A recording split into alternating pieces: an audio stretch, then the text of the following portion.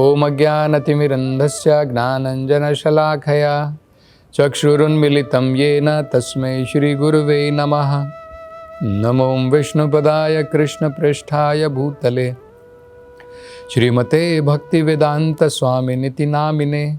नमस्ते सरस्वती देवे गौरवाणी प्रचारिणे निर्विशेष शून्यवादी पाश्चात्य देशतारिणे। जय श्री कृष्ण चैतन्य प्रभु नित्यानंद श्री अद्वैत गदाधर श्रीवासदि गौर भक्तवृंद। हरे कृष्णा कृष्ण कृष्णा हरे हरे, हरे राम राम राम हरे हरे। हरे कृष्ण। तो अब ध्रुव महाराज अपनी अंतिम प्रार्थना भगवान से करते हैं। इस अंतिम प्रार्थना में ध्रुव महाराज जो हैं काफ़ी शर्म से भरे हैं। उनको अपने ऊपर लज्जा है। क्यों लज्जा है? क्योंकि उन्हें पता है कि मैं भगवान के साथ में एक प्रकार से व्यापार करने के लिए आया हूँ। मैं तपस्या करके, मैंने इतनी घोर 6 महीने तक तपस्या की, भगवान की भक्ति की, भगवान के नाम का जप किया, भगवान की मूर्ति अर्च विग्रह की सेवा की, भगवान की लीलाओं के ऊपर ध्यान लगाया। लेकिन इन सब के पीछे मेरा एक कुछ कारण था। वो कारण क्या था? मैं चाहता हूँ कि मेरे पिता से भी बढ़कर के, मेरे पिता उत्तानपाद का जो सिंहासन है उससे भी बड़ा, और मेरे जो पिता के भी पिता हैं ब्रह्मा जी भी जो हैं, उनसे भी बड़ा राज्य में प्राप्त करना चाहता हूँ। लेकिन ये तो शुद्ध भक्ति नहीं है, ये तो मिश्रित भक्ति है। तो इसलिए उन्हें अपने ऊपर लज्जा है और अब वो भगवान की कृपा चाहते हैं कि हे भगवान, मैं तो आपके पास में कुछ लेकर के आया हूँ, लेकिन आप तो बड़े दयालु हैं। आप कृपा करके मेरी रक्षा कीजिए, क्योंकि मैं अगर कुछ कारणों के द्वारा आपकी भक्ति में आया हूँ तो हो सकता है कि मैं भटक जाऊँ भक्ति के मार्ग से। तो मैं आपकी कृपा चाहता हूँ कि आप मेरे ऊपर कृपा कीजिए, जिसके द्वारा मैं अपनी भक्ति के मार्ग से भटक ना जाऊँ। तो ये बड़ी सुंदर वो प्रार्थना करते हैं। वो क्या कहते हैं देखिए, वो कहते हैं, सत्याशिषो हि भगवं स्तव पाद पद्मम।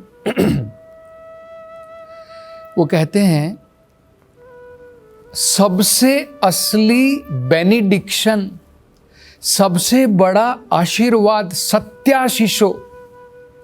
हम लोग जो हैं मंदिरों में जाते हैं, भगवान से अनेकों प्रकार के आशीर्वाद पूछते हैं। हे भगवान, मेरे को कुछ बीमारी हो गई है, वो बीमारी दूर कर दीजिए। हम इतने मूर्ख हैं, हमें पता नहीं है कि एक बीमारी दूर हो गई सारी बीमारी थोड़ी दूर हो जाएंगी। जब तक ये शरीर है, ये जन्म में हो या अगले जन्म में हो, ये शरीर का मतलब है व्याधि तो होगी। व्याधि का मतलब होता है अनेकों प्रकार के कष्ट और बीमारियां। तो जब तक भव रोग से छुटकारा नहीं मिलेगा, तब तक ये आशीर्वाद जो है हम मांगते हैं, ये सब टेम्परेरी है, उससे कुछ मिलने वाला नहीं। या फिर हम सोचते हैं कि मेरे पास में धन दौलत नहीं है, पैसे मिल जाएं। या फिर हम लोग सोचते हैं कि मेरे बेटे को नौकरी मिल जाए। या फिर हम लोग सोचते हैं कि मेरा बेटा जो है 2 साल पास नहीं हुआ है, एग्ज़ाम में पास हो जाए। तो अनेकों प्रकार के आशीर्वाद के लिए हम लोग मंदिरों में जाते हैं। कई बार आपने देखा होगा, कई मंदिर तो बड़े फेमस भी हैं। जैसे आंध्र प्रदेश में एक मंदिर है जहाँ पर बालाजी भगवान, बालाजी मतलब है तिरुपति बालाजी। नॉर्थ इंडिया में, उत्तर भारत में हनुमान जी को भी बालाजी कहते हैं, पर साउथ में बालाजी का जो मंदिर है, श्रीनिवास गोविंद का मंदिर है, उसे भी बालाजी कहते हैं।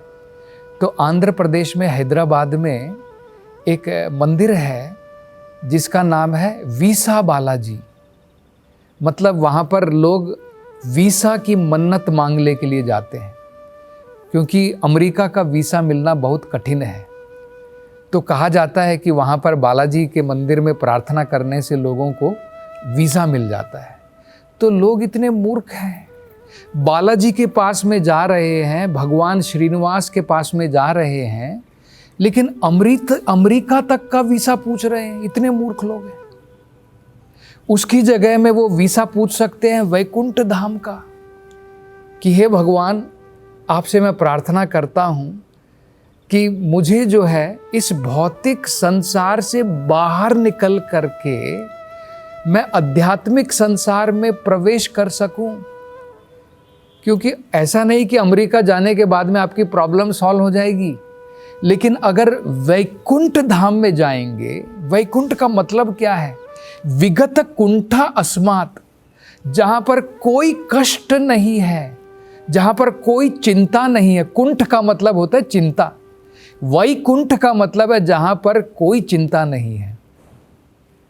तो वहां पर जाने की हम जो है भगवान से आशीर्वाद प्राप्त कर सकते हैं। यही यहाँ पर ध्रुवा महाराज कह रहे हैं कि मैं बड़ा मूर्ख हूँ, मैं आपके पास में कुछ मांगने के लिए आया हूँ, लेकिन अब मुझे पता चला है सत्याशीषो, असली जो आशीर्वाद है बाकी आशीर्वाद की तुलना में असली आशीर्वाद क्या है?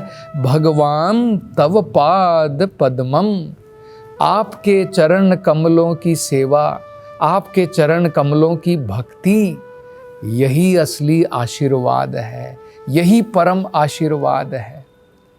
चैतन्य महाप्रभु भी देखिए यही कहते हैं। अगर आप उनकी प्रार्थनाएं पढ़ेंगे, वो भगवान से क्या प्रार्थना कर रहे हैं, वो देखिए क्या बोलते हैं। न धनम, भगवान मुझे धन नहीं चाहिए, न जन्म, मुझे अच्छे घर में जन्म नहीं चाहिए, न धनम न जन्म न सुंदरीम, लोग चाहते हैं मुझे शादी करनी है, अच्छी स्त्री की प्राप्ति हो जाए, न सुंदरीम, कविताम व जगदीश कामये, ना मुझे फॉलोवर चाहिए। कविताम का मतलब होता है बहुत सारे फॉलोअर्स, ना मुझे ये सब कुछ नहीं चाहिए। न धनम न जन्म सुंदरीम व कविताम जगदीश कामये। तब कोई पूछेगा भाई तुम्हें तब क्या चाहिए?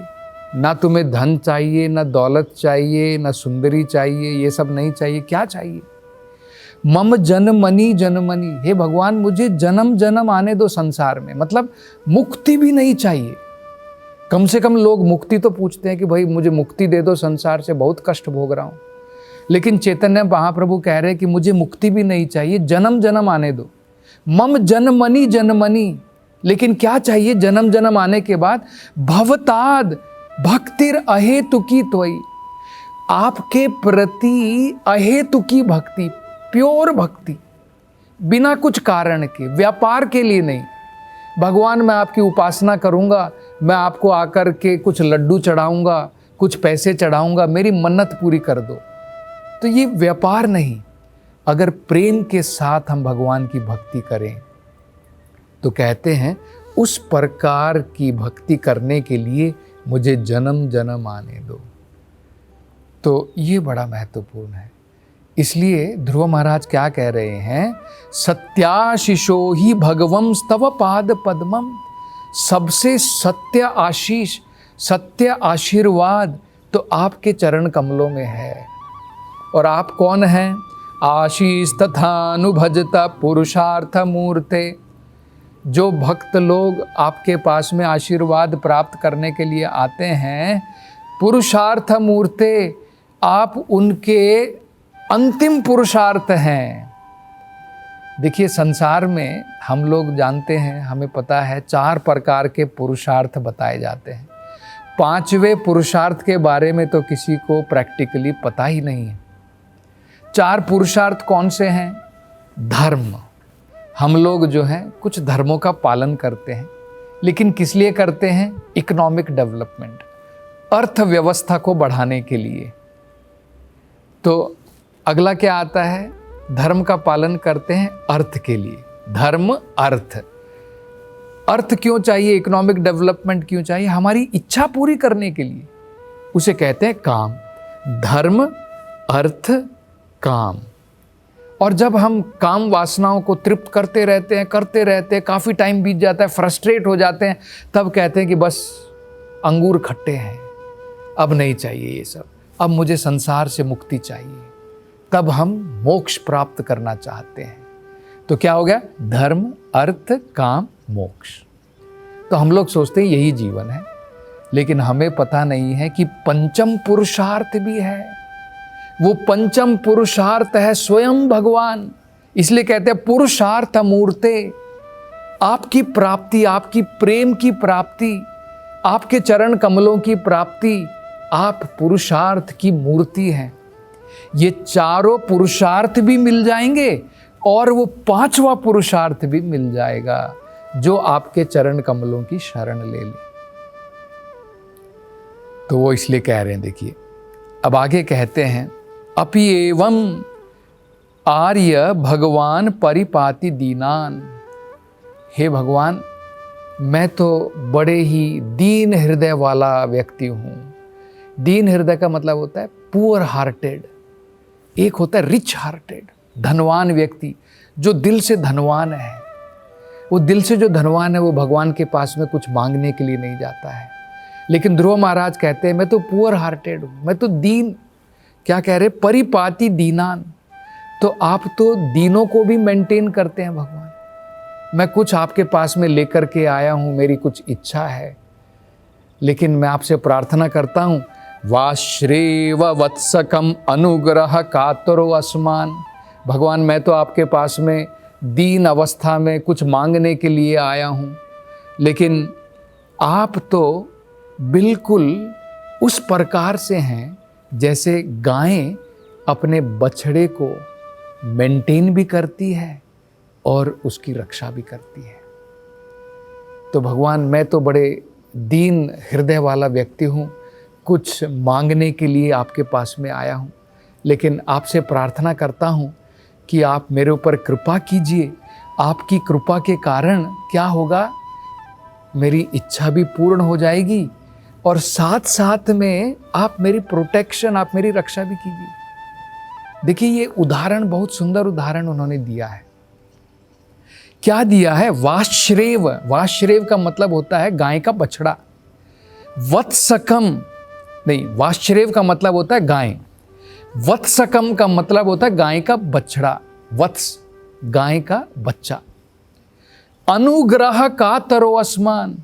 जिस प्रकार से गाय का बछड़ा गाय की अनुग्रह के ऊपर डिपेंडेंट है, निर्भर है। किस प्रकार से निर्भर है? मेंटेनेंस के लिए, पोषण के लिए। बच्चा जो है, बछड़ा माँ के ऊपर निर्भर है, गाय के ऊपर निर्भर है दूध पीने के लिए। और किस लिए? अपनी रक्षा के लिए। अगर कोई आता है और बछड़े को चोट पहुंचाना चाहता है, गाय उसकी रक्षा करती है। तो इसी प्रकार से ध्रुव महाराज कह रहे हैं कि भगवान, आप मेरी भक्ति की रक्षा करो। मैं तो मिश्रित भक्ति के साथ में आया हूँ आपसे कुछ मांगने के लिए। मुझे तो पता है कि मुझे इस प्रकार से नहीं आना चाहिए था। आपकी असली बेनिडिक्शन, आपका असली आशीर्वाद तो आपकी शुद्ध भक्ति है, लेकिन क्या करूं, मैं दीन अवस्था में हूं, इसलिए मैं इस प्रकार से आया हूं। लेकिन कृपा करें, आप मेरे ऊपर जो है कृपा कीजिए, ताकि इसके द्वारा जिस प्रकार से गाय अपने बछड़े को मेंटेन भी करती है, उसका पोषण भी करती है और उसकी रक्षा भी करती है, आप मेरी इच्छा भी, मुझे पता है, आप पूर्ण करेंगे। और साथ साथ में मैं भक्ति के मार्ग से कहीं भटक ना जाऊं, अपनी इच्छा के द्वारा आप मेरी रक्षा भी जरूर करेंगे। तो ये बड़ी सुंदर प्रार्थना जो है ध्रुव महाराज करते हैं। और अंत में अपने ऊपर उनको उस प्रकार की लज्जा भी है कि मुझे तो भगवान के पास में शुद्ध भक्ति के साथ में आना चाहिए था, क्योंकि भगवान की भक्ति जो है उसे अहेतुकी कहा जाता है। अन्य अभिलाषिता शून्यम। बाकी सारी अभिलाषा हमें जीरो करनी है, शून्य करनी है। ज्ञान कर्मादि अनावृतम। ज्ञान के द्वारा हम लोग जो हैं मिश्रित करके भगवान की भक्ति में, भगवान में मिलना चाहते हैं, ये इच्छा है। मुक्ति की प्राप्ति चाहते, ये भी एक इच्छा है। संसार को भोगना चाहते हैं भगवान की कृपा के द्वारा, ये भी इच्छा है। इन सब से मुक्ति प्राप्त करके अन्य अभिलाषिता शून्यम, सभी प्रकार की अभिलाषाओं को शून्य करके एकमात्र अभिलाषा, भगवान आपकी क्या इच्छा है मैं वो पूरी करना चाहता हूँ। ये जो है शुद्ध भक्ति कहलाती है, इसे शुद्ध भक्ति कहते हैं। तो हमें यहाँ पर यही सीखना है कि एक्चुअली सबसे बढ़िया तो शुद्ध भक्ति है। यह ध्रुवा महाराज को भी फाइनली यही रियलाइज़ हुआ है। लेकिन फिर भी वेदों में कहा है कि कोई बात नहीं, अगर आपके अंदर में अनेकों प्रकार की इच्छाएं हैं, बहुत सारी इच्छाएं, फिर भी कम से कम देवी देवताओं को छोड़ करके भगवान के पास में जाओ। क्योंकि क्या होगा, हम देवी देवताओं की उपासना में लगे, केवल हो सकता है आपकी वो टेम्परेरी इच्छा पूरी हो जाए, उससे ज़्यादा तो कुछ नहीं मिलेगा। लेकिन अगर आप सपोज करिए भगवान के पास में जैसे ध्रुव महाराज गए, इच्छा लेकर के जाएंगे तो आपकी इच्छा भी पूरी होगी और साथ साथ में आप शुद्ध भी हो जाएंगे। आपको लज्जा भी आएगी, आपको ये पता चलेगा कि भगवान के पास में मैं ये इच्छा लेकर के गया। भगवान आपकी इच्छा भी पूरी करेंगे और साथ साथ में आप शुद्ध भी हो जाएंगे, आपकी रक्षा भी करेंगे। तो अब भगवान जो है अत्यंत प्रसन्न होते हैं ध्रुव महाराज से, और अब भगवान जो है किस प्रकार से ध्रुव महाराज की रक्षा करते हैं और उनकी इच्छा की पूरी करते हैं, इसकी चर्चा हम अगली कथा में करेंगे। हरे कृष्णा।